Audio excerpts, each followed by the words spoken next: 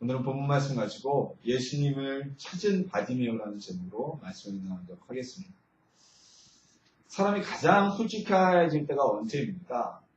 보통은 일반적으로 얘기하기에 사람이 죽음 앞에서 가장 솔직해진다고 얘기를 합니다. 왜냐하면 자신의 의지나 꾸밈이나 거짓으로 어쩔 수 없는 불가항력적인 죽음의 앞에 섰을 때 사람은 초라해지고 나약해지고 본 모습을 드러낸다고 하죠. 그래서 우리 모든 사람이 존경에 맞지 않고 인품이 훌륭하다고 얘기했던 사람이 죽음의 위기 앞에서 굉장히 추한 모습을 보이기도 하고 반대로 매우 강하고 세고 절대 무너지지 않고 바늘 하나 찔러도 피 한 방울 안 나는 그런 사람이 죽음 앞에서 오히려 나약하고 연약한 모습을 보이기도 합니다. 죽음이라는 것, 모든 것을 내놓았을 때, 모든 것이 포기되었을 때 사람은 자신의 본질의 모습 그대로를 드러내게 됩니다. 오늘 함께 나눌 말씀은요, 어느 것도 내놓을 것도 없고 아무것도 의지할 것도 없고 소위 시쳇말로 인생 그 자체가 막장인 사람의 이야기입니다.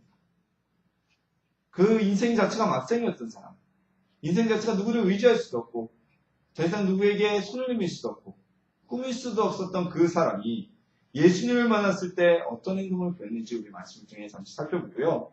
그리고 그 행동의 결과를 통해서 우리가 예수님께 나갈 때, 예수님께 기도하며 간구하며 나갈 때 무엇을 얻을 수 있는지, 어떠한 모습으로 나가야 되는지 함께 은혜 나누는 시간 되기를 주님의 이름으로 소망합니다. 예수님께서는 우리가 알다시피 유대를 돌아다니며 하나님의 말씀을 전하셨습니다. 유대와 갈릴리지방, 그리고 때로는 사마리아, 그리고 때로는 이방 지방까지, 스로보니게 지역까지 가서 하나님의 나라를 전파하고 계셨습니다. 예수님께서 오늘은 유대의 나라에서 복음을 전하시고 여리고 성에서 들어갔다 나오시게 됩니다. 자, 우리 여리고 성 하면은 유명한 성이죠. 여호수아 장군이 이스라엘 백성으로 가나안을 점령하기 시작했을 때 첫 번째 전투가 벌어졌던 겁니다. 그래서 하나님의 역사로 나팔 소리와 함성만으로 수성이 무너지고 승리를 맛보게 되었던 겁니다. 그것이 바로 여리고성입니다. 우리 신약에도 여리고성 이야기가 자주 나오는데요. 이 여리고성은 구약의 여리고성, 바로 그 자리에 터를 세우고 쌓은 것이 아니라 지역은 같은 지역이지만 여호수아 시대에 무너졌던 여리고성과는 약간 비껴져 있는 곳에 서졌던 성입니다. 자, 그런데 이 여리고성은요, 요단에서 예루살렘으로 가려면 꼭 거쳐야 되는 길목에 있었습니다. 반대로 예루살렘에서 요단 지역으로 내려오려도 꼭 거쳐가는 곳에 있었습니다. 예루살렘이 굉장한 고지대 위에 있었기 때문에 예루살렘 성이 여러분 사진을 보신 분들은 알지만 예루살렘이라는 도시 자체가 성에 있던 도시예요. 요새와 같은 도시였기 때문에 산 위에 있었던 도시였고, 그리고 여리고는 밑에까지 쫙 저지대까지 내려가는 그 언덕 밑에 평지와 더불어 더 내려가는 사해지역이라는 아주 저지대까지 내려가는 그 중간 예루살렘 성 바로 옆에 있었던 여리고라는 성이었습니다. 그래서 누구든지 예루살렘에서 나와서 평지로 요단 쪽으로 가려면 여리고를 거쳐갈 수밖에 없었어요. 자, 근데 이 여리고에는요, 눈을 볼 수 없는 한 맹인 거지가 살고 있었습니다. 자, 지금도 장애를 가지고 살아가는 것. 뭐, 우리가 대한민국이라는 나라에서 살면서 현대 국가는요, 가난하고 약한 사람에게 국가에서 복지정책, 일정 이상의 복지정책을 제공을 하죠. 그래서 우리가 생활보호대상자가 되면 국가에서 혜택을 주고, 또한 국가에서 쌀이나 아니면 뭐 소득의 생활비 아주 약간 최소한의 생활비를 지원을 해줍니다. 그런데도 요즘에도 장애를 가지고 있고선 살아가기가 힘들다고도 얘기를 합니다. 근데 하물며 국가의 복지정책이라는 개념 자체가 없었던, 그리고 신문 영화에 따라서 고위층이 없는 사람을 항상 늘 착취하는 위치에 있었던 2000년 전에는 뭐 예수님 당시에는 말할 것도 없었죠. 그 장애를 가지고 살아간다는 게 얼마나 힘들었을지. 더군다나 예수님 당시 유대인들은 이런 생각을 가지고 있었어요. 누군가 장애를 가지고 태어나거나 장애를 얻게 되거나 병을 얻게 되면 그것은 하나님의 저주라는 생각을 가지고 있었습니다. 이러한 모습은요, 우리 성경에서도 나오죠. 나면서부터 눈먼 자의 사례를 통해서 우리가 알 수가 있습니다. 나면서부터 눈먼 자가 있었는데 사람들이 수군거렸죠. 제자들도 수군거렸어요. 그리고 예수님께 물어봅니다. 예수님, 저자가 저렇게 태어난 것이 저 사람의 죄 때문입니까? 저 사람의 부모의 죄 때문입니까? 이게 당시대 유대인들이 장애를 가지고 살아가는 사람들에게 비치는 첫 번째 시각, 보편적인 시각이었다는 거예요. 문둥병이 걸리잖아요. 나병이 걸리면은 유대인들이 그건 하나님으로부터 천벌을 받는 것이라고 여기서 성 안에 들이지도 않고 사람을 향하여 대면하지도 못하게 만들었습니다. 그때 당시 유대의 시각이었어요. 그러니 앞을 보지 못하는 이 장애인은 이 사람은 당시 시대에서 정상적으로 살아갈 수가 없었던 겁니다. 보아하니 집이 부자였던 것도 아닌 것 같아요. 집이 부자였다면 뭐 집에 유산을 가지고 똥똥거리고 살아갔겠지만 오늘 성경 본문에 보면 이 사람은 거지였다고 기록되어 있습니다. 거지. 남에게 구걸해서 먹고 사는 사람이라고 기록되어 있어요. 이 사람이 할 수 있는 일이라고는 오로지 구걸밖에 없었던 겁니다. 자, 그런데 이 사람은 참 불쌍해요. 우리에게 바디메오라고 알려져 있는데 이 바디메오라는 것은 이 사람의 이름이 아니에요. 이 눈먼 맹인 거지의 이름이 아닙니다. 바디메오라는 거는요, 당시 바자가 앞에 붙으면 누구의 아들? 오늘날의 아랍에서는 마찬가지입니다. 앞에 바, 아무개 이렇게 되면 바라는 것은 누구의 아들이라는 뜻이에요. 그래서 바디메오는 오늘 성경이 그대로 해석되어 있듯이 46절에 디모의 아들인 맹인 거지 바디메오다. 이건 무슨 얘기냐면요. 그 거지는 디모의 아들이다. 그러니까 아람어 그대로 헤브리어나 아람어로 해석하면 바디메오, 디모의 아들 이 뜻이란 겁니다. 그러니까 오늘 맹인 이 거지는 이름도 없어요.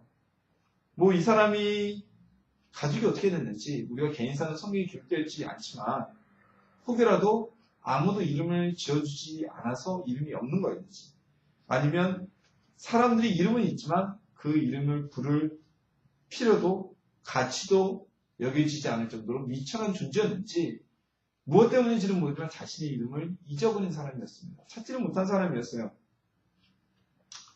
우리 성경에 등장하는 인물의 대다수는요. 명백히 이름이 기록되어 있습니다. 뭐 여성임에도 불구하고 막달라 마리아나 마르다나 뭐 우리가 아는 나사로나 뭐 여러 사람의 이름이 기록되어 있잖아요.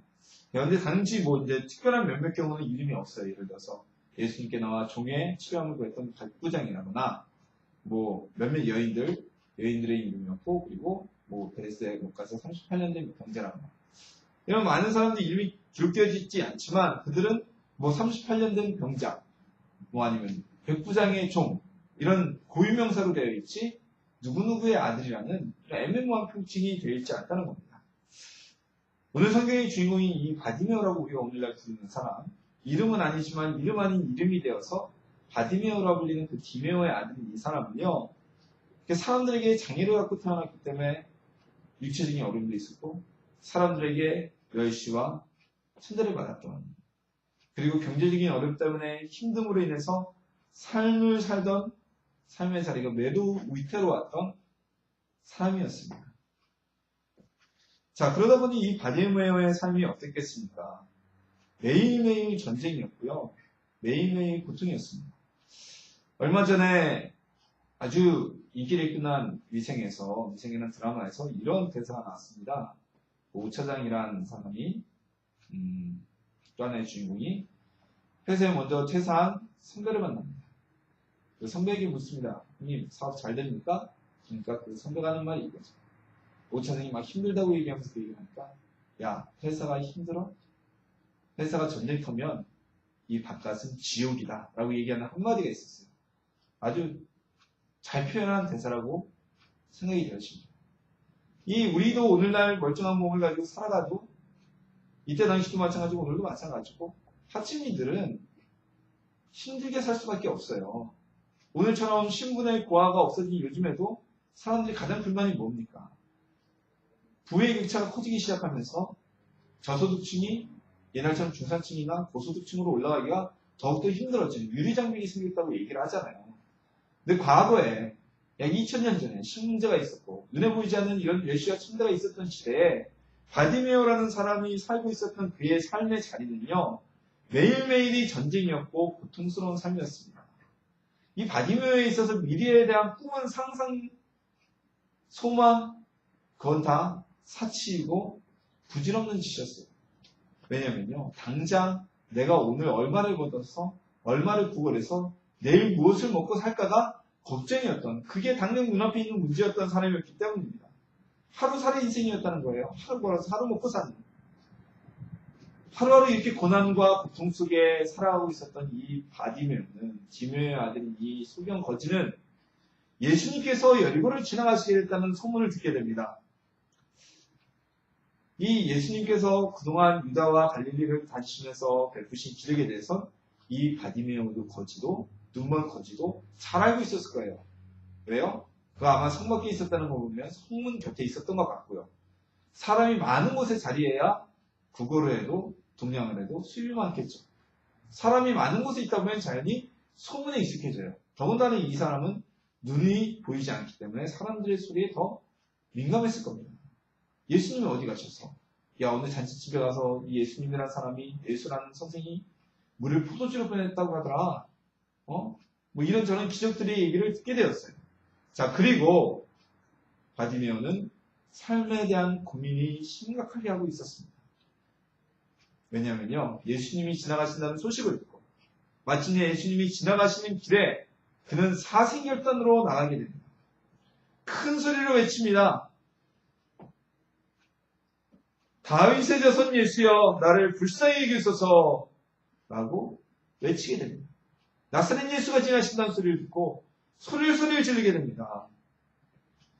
주변 사람들이 그를 저질합니다. 야 시끄러워. 선생님 지나가시는데 조용히 좀 하라는 사람들의 책망과 저지에도 이 바디메오는 멈추지 않습니다. 오히려 더 크게 사생결단의 각오로 예수님을 만나고자 했던 바디메오는 더 큰 소리로 예수님의 이름을 부르게 됩니다.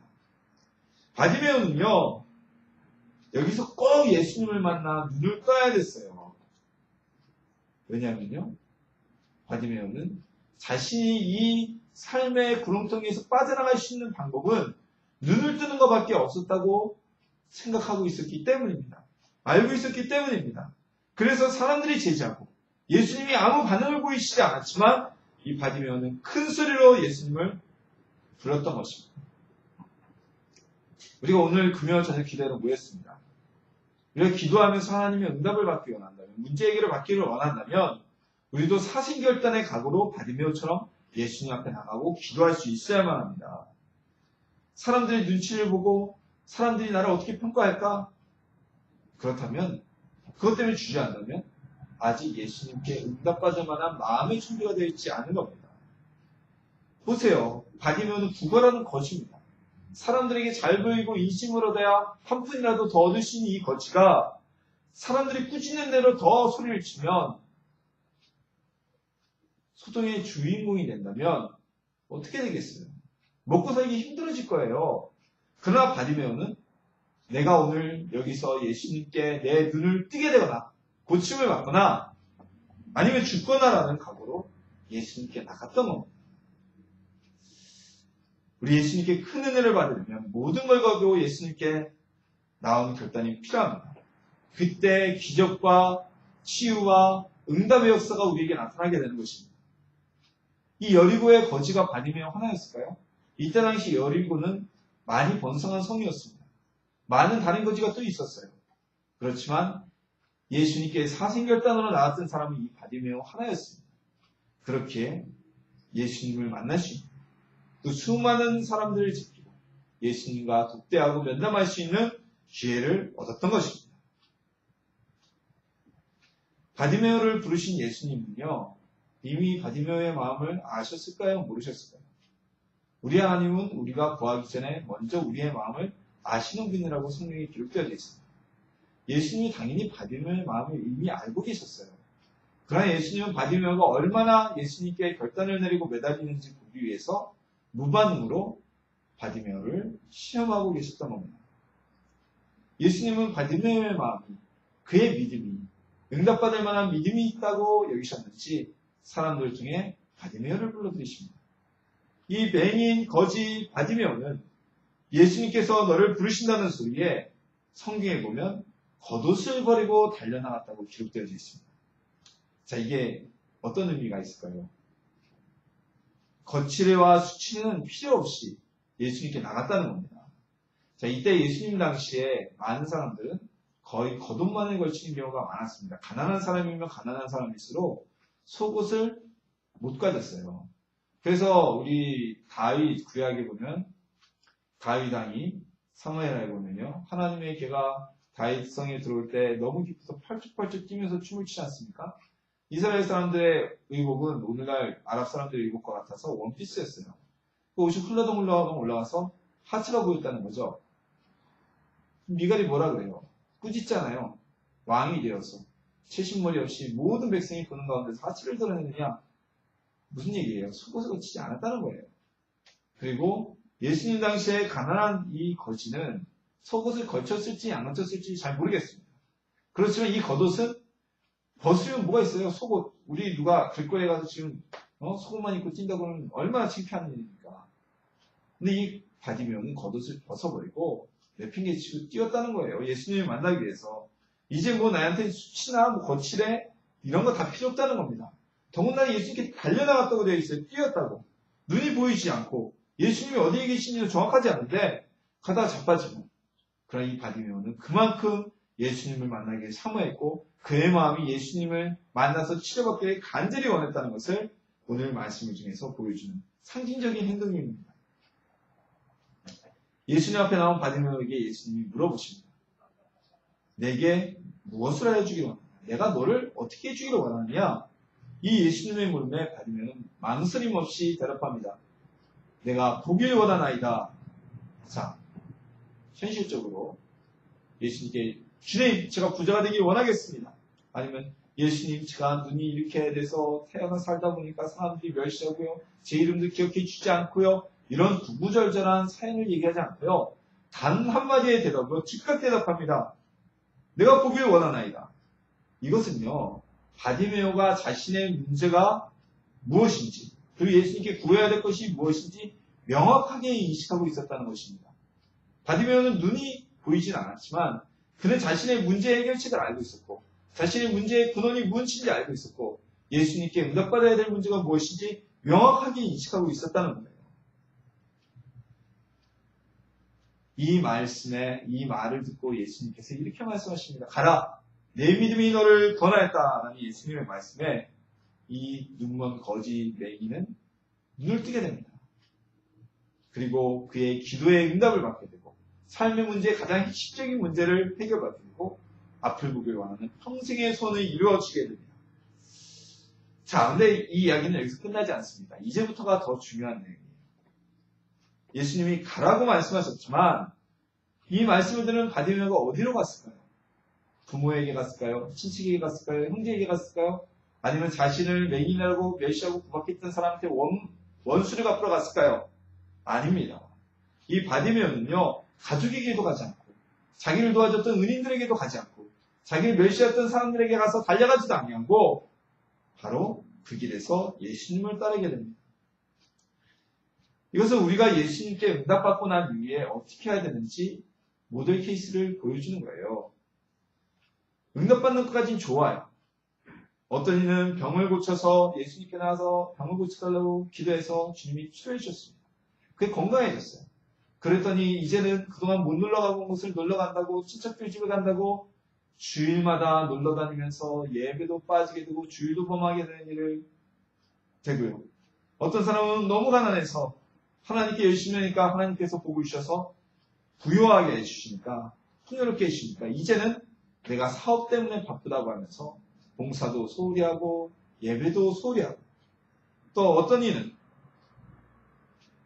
하나님께서 낮고 미천한 사람을 하나님의 은혜로 높여주시고 명예를 주시니까 이제는 교만해져서 자기보다 약한 자, 가난한 자 그런 사람을 멸시하고 상처를 주는 일. 저는 개인적으로 이런 일들을 너무나 많이 봐왔습니다. 교회 내에서. 그들은요, 문제는 해결받았을지 몰라도, 삶의 문제는 해결받았을지 몰라도, 오히려 영혼은 병들어버린 케이스라는 거예요. 그러나 이 바디메오는 삶의 문제를 해결받고, 그의 영혼이 예수님을 쫓아감으로 인해서 영혼의 구원까지도 받는 축복과 은혜를 받게 되었던 것입니다. 오늘 말씀 한번 결론 내겠습니다. 정리해 보겠습니다. 자, 바디메오가 응답받는 데는 두 가지 비결이 있었습니다. 첫 번째로는 바디메오는 삶에 대한 고민이 있었습니다. 하루하루 살아가는 사람이었지만 아무 생각 없이, 아무 삶에 대한 고민 없이 산 사람이 아니었다는 겁니다. 그는 자신의 삶의 문제가 무엇인지, 이 삶을 벗어나기 위해서 어떤 해결책이 필요한지를 명확하게 알고 있었던 사람입니다. 그렇기 때문에 그는 예수님께 나와서 눈을 보기를 원한다고 단번에 목적을 가지고 구할 수가 있었던 거죠. 양론장에서 키워지는 돼지는요, 6개월 뒤에 지가 죽을 줄 모르고 쥐는 밥 먹으면서 행복하다고 꿀꿀거리며 살다가 죽습니다. 6개월 돼지가 제일 맛있다고 하죠. 자, 그러나 산을 돌아다니며 살아가는 산돼지들은요, 먹을 게 없어요. 오죽 먹을 게 없으면 요즘에 도시까지, 사람 사는 동네까지 내려와서 난리를 피고 소동을 피겠어요. 그리고 매우 추운 곳에서 살아가고 산을 넘고 산을 훑으며 먹을 것을 찾아다니지만 이 산돼지는 번식하기 하며 살기 위해서 늘 고민합니다. 우리도요, 자신의 인생에 대해 깊이 고민하고 우리의 문제와 하나님께 응답받아야 될 것이 무엇인지 고민과 생각을 하는 저나 여러분이 되기를 원합니다. 그렇지 않으면 소위 얘기하는 배부른 돼지가 되어버리고 맙니다. 아무 생각 없이 예배드리고 아무 생각 없이 기도하고. 우리가 예수님께 물으실 때, 예수님께서 바디메오와 같이 우리에게 내가 너에게 무엇을 해주기 원하느냐 할 때 구구절절한 얘기 꺼내지 않고 단번에 하나님께 우리의 삶의 핵심적인 문제를 해결해달라고 말할 수 있는, 우리의 삶의 응답의 포인트를 이야기할 수 있는 저나 여러분 되기를 주님의 이름으로 소망합니다. 두 번째로 바디메오가 응답받을 수 있었던 것은요, 바디메오는 예수님께 자신의 인생의 모든 걸 걸었습니다. 바디메오는 삶의 근원적인 문제인 자신의 눈이 보이지 않는 것, 이걸 해결받기 위해서 예수님께 모든 걸 걸었어요. 올인했다는 얘기입니다.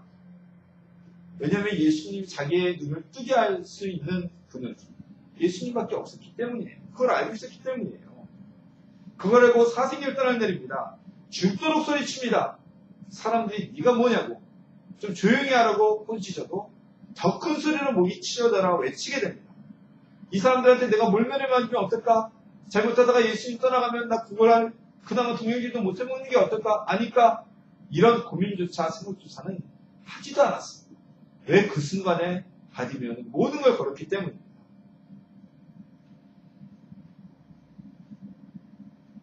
이로 인해서 바디메오는요, 눈을 보게 됩니다. 그의 삶의 가장 핵심적인 문제에 해결을 받고 응답을 받게 됩니다.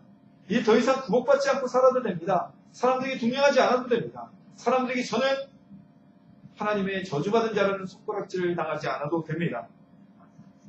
그는 만나서 자신의 기쁜 소식과 눈뜬 모습을 보여주고 싶어하는 사람이 많았을 겁니다. 하지만 이 바디메오는요, 이 메인 거지는요, 복을 받을 사람이었어요. 예수님께서 가라고 말씀하셨지만 그는 떠나가지 아니하고 예수님과 함께 예수님을 쫓아갑니다.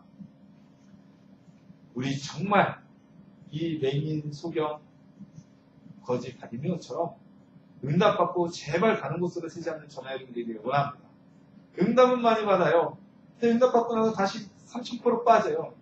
이 30% 빠진다는 말이 좋은 얘기 아니라고 해서 사라졌다고 하는데 엉뚱한 대로 세버린단 말입니다. 병 고쳐졌더니 아까도 말씀드렸지만 놀러 다니느라고 바빠서 예배 빠지고 봉사 빠지고 주일보만 우습게 생각하고 하나님 물질의 복을 줬더니 그 돈을 가지고 더 벌겠다고 하나님 소홀히 하고 내가 돈으로 헌금만 하면 된다고 그게 더 영광스럽다고 자기 합리화하면서 주께 대한 봉사를 소홀히 하고 하나님이 높여주시고 명예를 주셨더니 그 명예를 가지고 많은 사람들을 살리는 게 아니라 많은 사람들의 상처를 주고 개구리 올챙이쳐 생각 못하는 그런 모습을 본다면 우리는 그 응답은 안 받는 게 좋은 거예요. 우리의 삶의 근본의 문제가 아니라 우리 영혼, 가장 중요한 영혼을 타락시키는 일이기 때문입니다. 자, 우리 이 시간에도 우리가 왜 왔는지, 우리가 왜 금요일 저녁에 모여서 기도하는지, 무엇을 구해야 될지가 불분명하다면 이 시간에 응답받을 수가 없습니다. 우리 바디메오처럼 예수님께만 사생결단으로 매달리는 이 시간이 되기를 원합니다. 그래야만 응답이 됩니다. 다른 가능성 보지 마세요. 그리고 습관적으로 기도하지도 마세요. 그냥 금요일이니까 와서 앉아서 기도하고 이따가 시간 때우고 가고 안 나오면 찜찜하니까 그렇게 하지 마시란 말입니다. 그거 다 헛수고예요. 아무 소용없는 일입니다. 우리 바디메오처럼 우리 삶의 근본적인 핵심적인 문제, 눈앞에 보이는 뭐 경제적인 문제, 뭐 이런 게 아니라 핵심적인 문제를 깨달아서 그걸 가지고 사생결단의 심령으로 주님 앞에 나간다면 주님은 바디메오에게 응답하신 것처럼 오늘 우리에게도 응답하여 주실 줄 믿습니다. 그리고 이 밤 응답받더라도 바디메오처럼 주님을 따라가는 그 응답이 우리의 삶의 타락의 근원이 되지 않도록 주님을 바라보는 전하 여러분이 되기를 예수님의 이름으로 축원합니다.